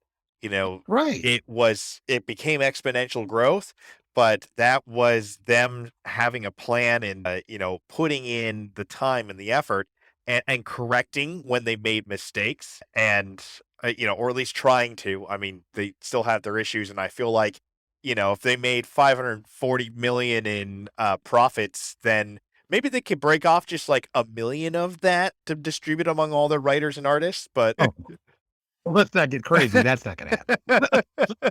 right? Why would I give them some money? I just made some money. I worked very hard to get all this money. Why would I, oh no. Yeah. Yeah, that's another weird one. But just like, okay, you guys didn't just make money, you made real money. You made holy cow money. But Mhm. they're still like acting like we don't have any money. We're poor. Exactly. We're poor. You still make, from what I've seen at least, you still make a lot better money working for Wizards of the Coast than you will for almost any other, game publisher Oh, out there, but it's still they're like, "Oh, yeah, well, we're doing a little better than the bare minimum that you could expect, but they could certainly be distributing that success a lot more." oh, I don't get why they just don't just say, you know what, we're gonna put the real money. We're gonna put the real money down. We're gonna spend because they could. I mean, look, they could take that money, hire everybody, which and double their pay, Mhm. and the people would still work for it. It's not like they're gonna stop working for them. Right? It's like, oh no, I'm gonna work and I'm gonna get paid better. That means I'll probably get, I won't have to starve as much having to do other freelance work for something else. Exactly. They'll be able to get more dedicated work, a higher quality of work, and it would pressure the rest of the industry to start meeting that. It would also create an incentive. What I'm wondering is when we're going to see other larger companies starting to try and invest in the TTRPG industry to see if they can try and replicate that success that or that Hasbro has had with Wizards of the Coast. I think it's gonna be interesting if if Hasbro had any kind of brains, which I still don't think they do. I think they got lucky with Wizards and they just it's had about any kind of brains. G.I. Joe and Transformers would have been on D20 back in the day. Oh yeah, It's like, how do you not do those? yeah. Well, You got tons of content, you own it 100%, and these guys make tabletop games where people would wanna play. Who wouldn't wanna play a Transformer? yeah. How is that only just happening now? Right. It's like you missed out on that so far away. That's the dumbest thing I've heard. It's like, make bad choice, make bad decisions, but don't make stupid decisions. How difficult is it to say, "Hey, I think we should do XYZ." Mhm. Let's use our own content that we own 100% of it, and let's do something cool because we don't have to pay anyone. Yeah, exactly. It's all in-house and they have the talent and they know how to get more of it. But again, there's been that fear of investing in what's not already proven. I still remember just after 2000 when Hasbro did their big purge of Wizards of the Coast, and Wizards of the Coast had picked up a number of smaller publishers and companies, and they were going to be putting out the Star Trek and the Dune RPGs Right. and through Last Unicorn, among others.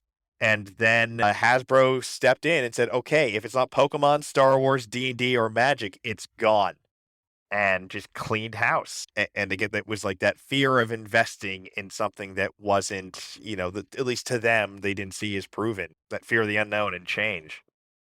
It's a shame. Yeah, and that's it. It's just really stupid. It's like, God, it's stupid. And why wouldn't you? Why wouldn't you? And especially like, if if you own the stuff, why not try it out? It's not gonna cost you a lot of money because they don't spend a lot of money on them no matter what. Hmm. Yeah. And I think, the fan base would have been there. The fan base would have been there. They probably would have been over $1 billion. I mean, good Lord. G.I. Joe as a role playing game with D20 Modern. Hmm. Oh man. And what makes it even crazier is when I went to Gen Con, like the first or second year D20 Modern was played, they were using G.I. Joe figures to play G.I. Joe versions of D20 Modern. And I'm Mm-hmm. just like, how is it missing I this? How remember it's like, that. Yeah. Just like there was the it's G.I. like, Joe figures and Star Wars action figures for the D20 Star what? Wars. And you're like, are you kidding me? Why is this not out? It's like, who do I have to sleep with to get this done? This is ridiculous. Oh my God. And then still never, ever, ever came out. Mm-hmm. Yeah. So it's like at that point you just go, well, it doesn't matter because, the guys in charge really don't know what they're doing. And they've proven it, by doing that. So, okay. They don't really want to change anything. They want to talk about change, which sounds nice, but let's not change anything. Let that do anything different. Yeah, there's very much an attitude, especially coming from that corporate side, of doing the bare minimum whenever change is called for, or, just putting a show of change without really moving the needle. We've certainly seen that with all the like scandals around their hiring practices and, the way that they've dealt with staff and stuff. Uh, Yeah. that's another. Once again, we make games that should be easy and painless, but holy cow! I mean, even the stuff that was happening at Paizo and having them form a union, and I tell people I'm not against unions, but I'm not pro union. Also, they have an agenda. Everybody's got their own agenda. Hmm. And it's like if you're not getting paid what you think you should be getting paid, well, there's ways to rectify that. And my favorite way of rectifying that is developing my own stuff. Hmm. But that's just me. It's not meant for everybody. But at the same time, it's like you got to ask the question. It's like, well, whose job is it for you to get paid well? Hmm. I assume it's yours. So you should find a way to use the knowledge they've given you by working at these companies, and then using that to make your own product and make yourself a bunch of money. Because I mean, there's lots of guys out here who work for companies because of who they are and what the companies were have sold on their name very well.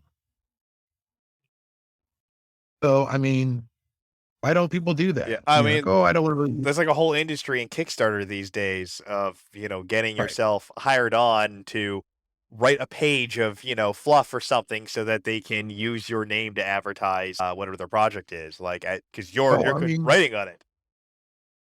Ed Greenwood. I mean, Jesus, how many things can Ed still be writing? What is Ed really still writing?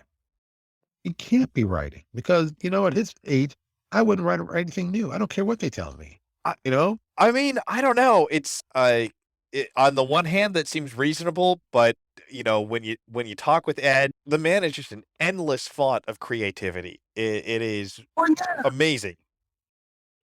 At the same time, he's not writing it, and he's not having so. He's just telling you That's stuff. And it's true. like, oh, that's not.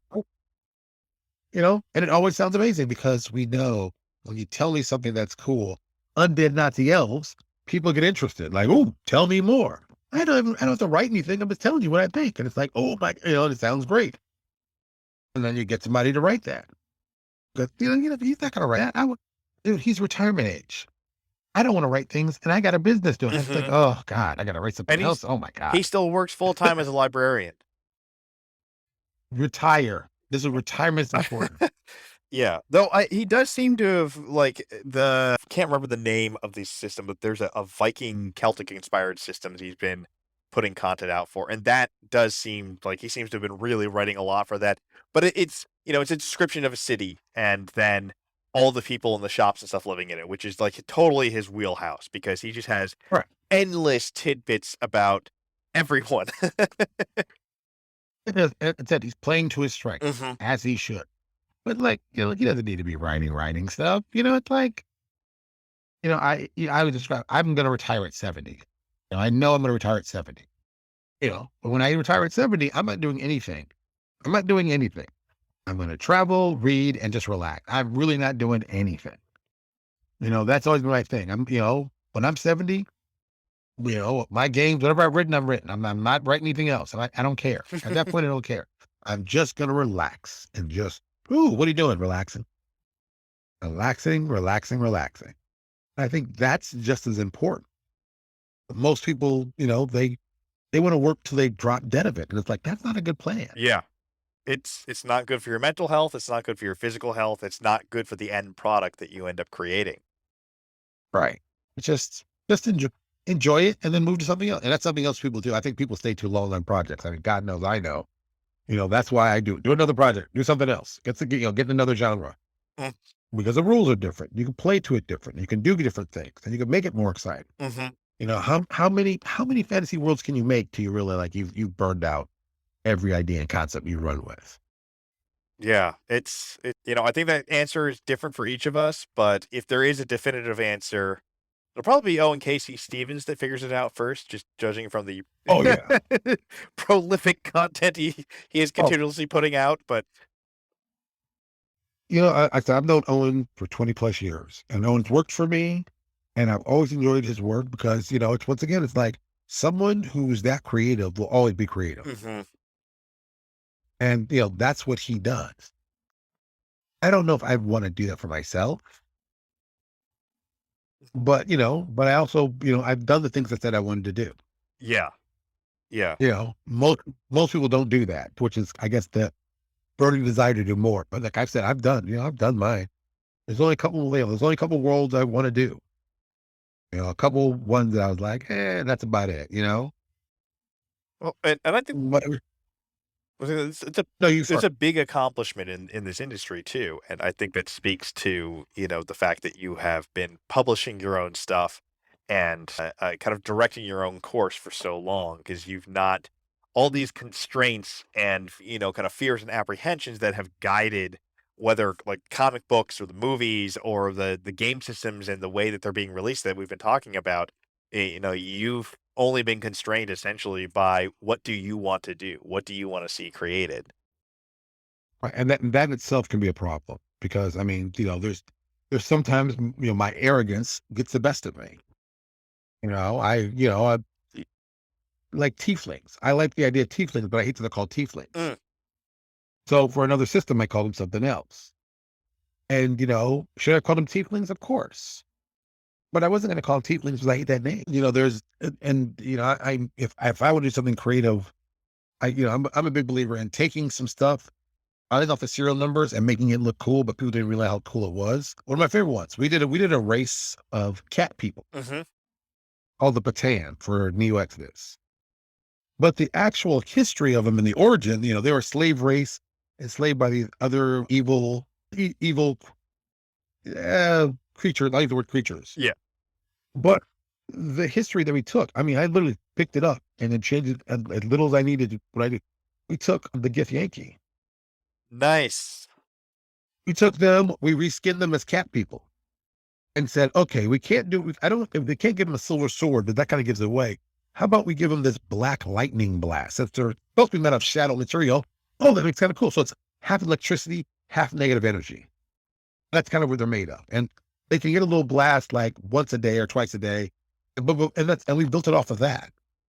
Because we knew people like cat people. Mhm, And, the Gith Yankee have a popular history. mhm. Just change it up. Just change the names, kept it mostly the same. People loved it.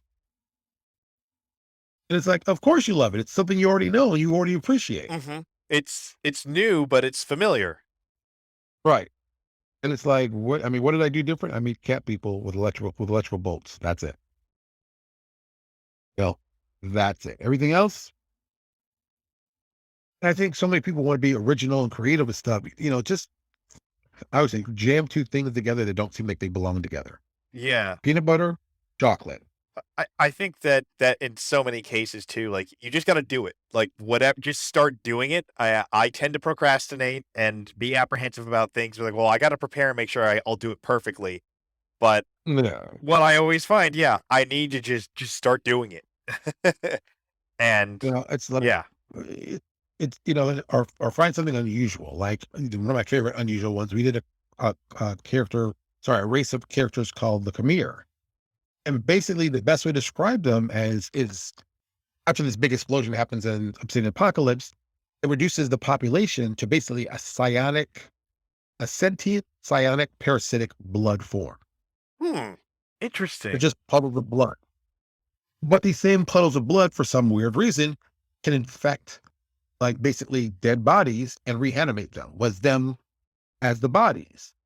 So they're still just the blood, and the bodies are like their suits they wear. Okay.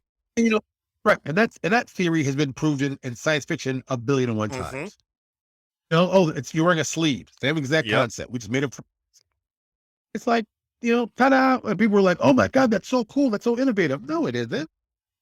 I stole something that's cool and put it in fantasy. And you're like, oh my, it's like, I'm not doing anything inventive. I know what's cool. Figure out what the cool thing is, find a way that you can use it. You'll make a ton of money. And that's 90% of the publishing business right there. Mm-hmm. It's surprising how often people can miss that just kind of core concept, and that is, you got to identify the cool thing. The few publications I've been a part of, that was something that was like constantly a struggle when working with like in the creative meetings and stuff, and dealing with what like the company wanted versus what like say the head writer wanted. I Right. was like, "Hey, we gotta focus on what makes this cool." Like, rather than going down whatever rabbit hole of like, sometimes you're just being led by the mechanics or whatever, or the Right. lore, but it's like, you gotta know, like, is this what makes that cool? Is this what makes this character cool? Or is this something that we just find really interesting right now, but we're just, wasting time, basically? It's like you think about Wolverine's claws make him cool. Mhm. His regeneration, that's cool. That's a cool ability. But with those claws, that's cool. Mhm. That was, he can't get hurt and he gets a lot of bites. Oh, that makes a lot of okay, that's kind of cool. I mean, and But there's perfect guys And who really, have regeneration. the regeneration is really just a way to make his claws make just barely enough sense to make them cool, like in context. Right. Like, oh, he stabs people with them. Well, if he gets cut, he'll get, oh no, that's right. His bones he can't break his bones. So, oh my God. It's really, it's not complex, Mhm. you know, put claws on a regenerative guy, boom, easy winner. And, if you focus on the cool factor of what you're doing, it should go perfect. Mhm. But too many people focus on the wrong thing, or too many people are trying to push an agenda of whatever it might be. Like, dude, put that stuff away. Focus on the cool. Mhm. Always the coolest thing. If you focus on the coolest thing, you'll always do well. So when you finally hit 70 and you're gonna like stop producing content for all the various worlds that you've created, do you foresee handing them off to somebody else or selling them off to somebody else? Do you see them continuing beyond that, or is it going to be done? It's like I would sell it off, but that's everybody. If I sold it off, I'd sell 90%, keep 10% myself. Because if something amazing happens, I'd like to keep, some of that money coming Oh in. yeah. Yeah. But it's like, I always think about, should I go back and just make some of my stuff I created just straight 100% OGL with everything, including the artwork and everything, and seeing what people do? Because, you know, why not? Let's see people. I'm sure there'd be some interesting things. Mhm. It worked for Watsy. That's true. Yeah. So it's like, why not? Why not give them here? You take everything. Take everything that's in it. You can use it. You can develop your own stuff. You ain't gonna talk to me. It's all OGL. Anything you make, it's open also. It's like anybody can use it. Go knock yourselves out. I think people would enjoy doing that. I think when I get to 70, that's something I would do. Mhm. It was like, a lot of these characters I've created, they've been in my head. Damn, even when I think about it like this, they've been in my head 25, 30 years. It's just, you get to a point where like, oh, like the stuff I'm doing for Amazing Universe, the main two groups have been in my head since I started reading comic books. And finally, we got them on paper the way I wanted them, looking the way I wanted, with the story, boom. Mhm. And, my villains, I've done, we have a villain by the name of Gunter Haas. And Gunther is 100% a neo-Nazi. If you've ever seen the movie American History X, Yes. Yeah. tattoo on the thing, smart guy, Mhm. creative. He's really dangerous because he knows he's a neo-Nazi. But that's not what makes him kind of cool. What makes him kind of cool is his powers. So his powers are very, very simple. If you come within a certain range of him, he gains all of your powers at a higher level. Mm. But it makes it even crazier. Robots, aliens, plant life, doesn't matter. Whatever it is, he gets the powers of that. He gets the powers. Yeah, like the oh, man, was it not Metallo? One of both the Avengers and the JLA had villains like that. Both cases they were like, Yeah, the Super Adaptoid and Amazo. yeah. And what makes it even worse, we have one character in our group that these powers do not, this does not work on her. For some reason, he can't copy her powers. Hmm. Now, her powers are pretty simple. She's a hand-to-hand combat expert. Like, you can't beat her. So when you try to beat her, she's a better fighter. She knows how to fight better. You can't physically beat her. Mhm. The secret being, I should tell it. Okay, so what's really happening is that she's actually a precog, Oh, I was but she wondering. right, but she doesn't know that she is. Oh. She just thinks, when things happen, my adrenaline starts pumping, and I get this, and I just know what to do. Mhm. And this guy can't figure it out. He can't absorb her powers for some real reason. Can't figure it out. So, like, he's terrified of her. She also happens to be a black woman, so that messes with his head. And like I said, this guy is our villain who has no redeeming qualities, and that's what he should have. He should have no redeeming qualities. He's a villain. Let him Exactly. be villain. It's like, he's a Nazi. Mhm. He's supposed to be a Nazi. Our character should hate him, and that's what we want. And I've always presented for that position, and I think that's the best way to do it. But this character, I've developed this character for years. I know what he's going to do. I know how we're going to kill him. Mhm. It's like he's going to end up dead in the best, coolest way possible. Yeah. Well, when these characters, when these stories, when we've been living with them for long enough, I know for me, it's been like this in some of the campaigns that I've been like really deep into developing. They have a life of their own. Like it's Right. not so much like you're deciding what happens, but you're just kind of observing. You're seeing like, oh, well, this is obviously what's going to happen when, these characters with these motivations eventually clash Right. or meet or cross or whatever. And I think that's just letting your characters be what they are. I always go back to, there's a moment when I wrote, I've never had such a powerful moment of it. It's like, this was like 20 years ago. I was writing a character, and the character did something that didn't make sense to the character.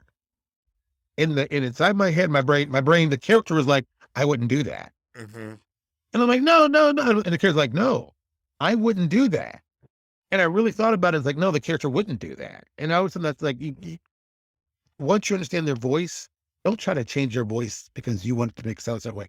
Let them be them. Mhm. And they'll do things you don't expect, which Exactly. is awesome. Yeah. Yeah, that's something I've been exploring a little bit with recently. I've been playing around with like GM-less and solo like systems and mechanics, and you're having to Right. really get deep into that. But I've loved it with just like there's a fear and kind of embracing like the unexpected, but then you do find you can surprise yourself even when like a character that you're playing can surprise you. A character that you're supposedly writing can do things that you totally did not expect. It's just that it's an amazing feeling, like, I didn't see that coming. And that's when you've done something well. Yeah.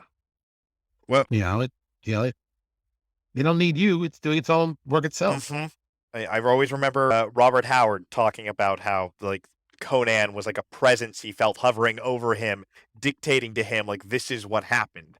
It was never like, oh, I made up these stories. It was like, no, I Right. received them.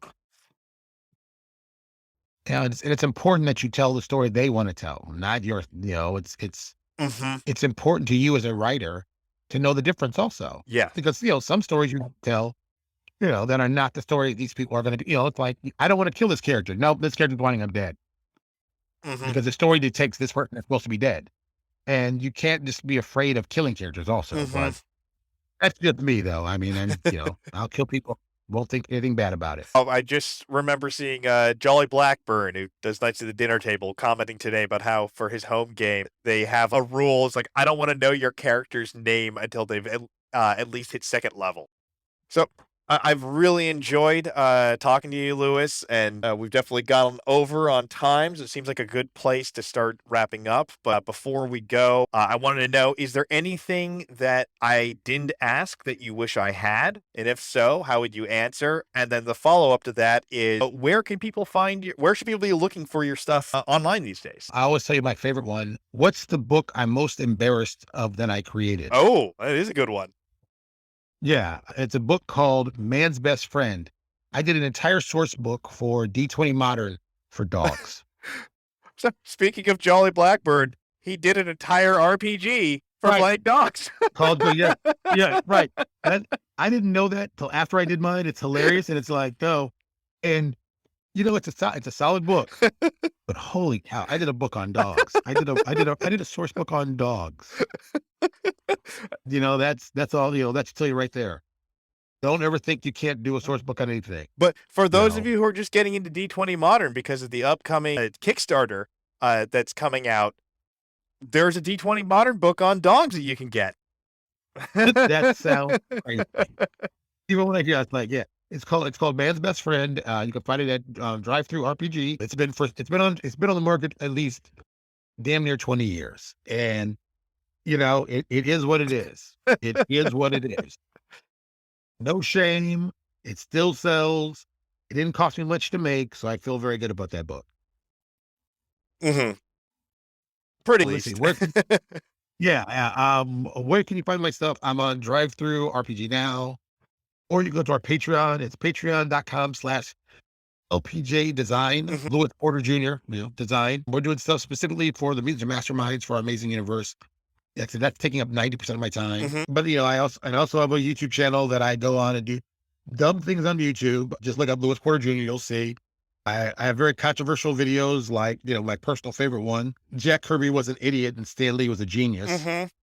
I'm a big fan of your videos. I don't always I don't always 100% agree, but I Right. love them, and I love the topics that you tackle and how, like, you're not afraid to just go right at these things. My wife and I were talking earlier because she's has an art degree, is an artist, and we're talking about your video on Jack Kirby and whether he had let Yeah. down future generations by undervaluing his Yep. work. Yeah, that's I always I'm a graphic designer. I'm not a true artist, but I'm a graphic designer. But I'm a businessman first and foremost. Mhm. So, everyone loves Jack and everyone wants to put him on a pedestal. And I'm like, I understand why you're doing that, but let's keep it 100% real. He really made some bad decisions for no apparent reason. Mhm. I, I don't. Ugh. And Stanley made some pretty smart decisions. Yeah. And people are like, well, Stan stole from him. Well, then Jack shouldn't have let somebody steal from you, Yeah. especially somebody you worked with for years. Yeah. At some point you got to go, Jack, what are you doing?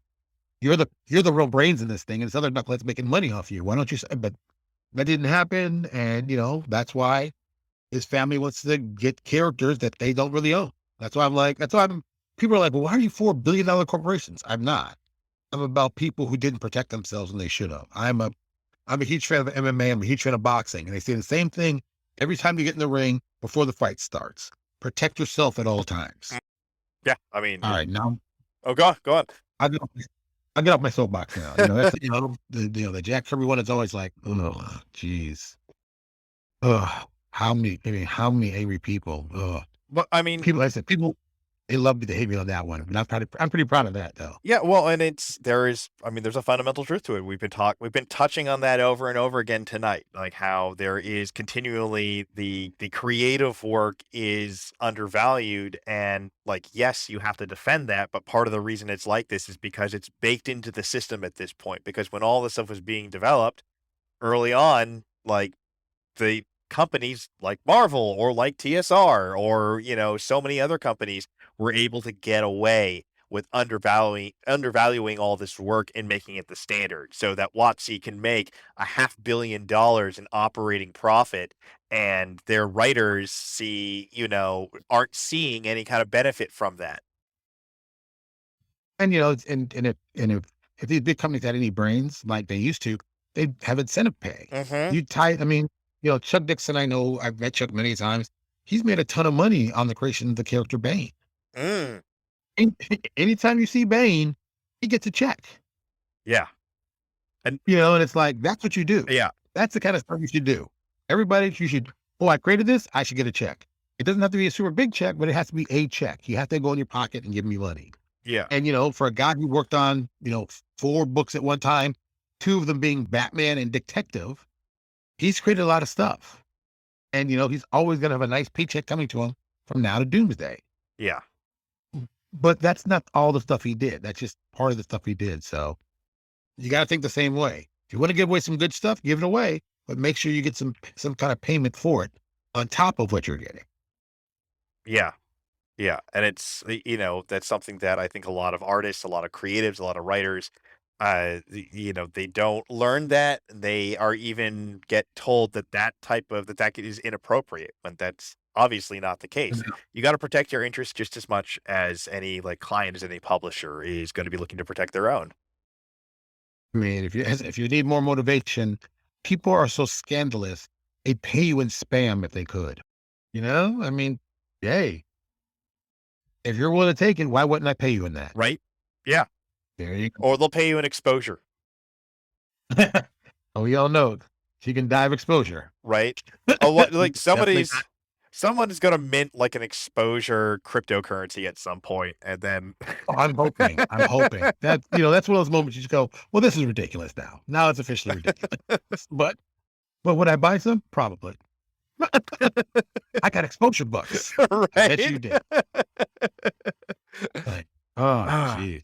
Okay, well, Well, thank I'm sorry, you go. Well, thank you so much for having me. I thoroughly enjoyed it. I love this is the kind of stuff I always enjoy. So yes, this is definitely cool. Yeah, I really enjoyed this. You have so much insight, and I'll definitely have to interview you again sometime.